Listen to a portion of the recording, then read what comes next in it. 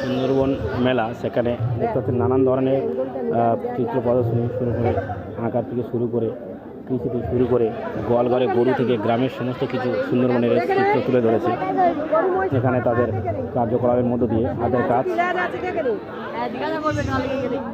দেখতে পাচ্ছেন। গোয়ালঘর, কাঠিখানা গোয়ালঘর, বা এখানে সবজি চাষ হয়েছে। তার সাথে সাথে দেখতে যে কাকতাড়ুয়া, আকর্ষণীয় জিনিস কাকতাড়ুয়া, সেই কাকতাড়ুয়া এখানে জমি যে চাষ হয় সেই কাকতাড়ুয়া সামনে রেখেছে।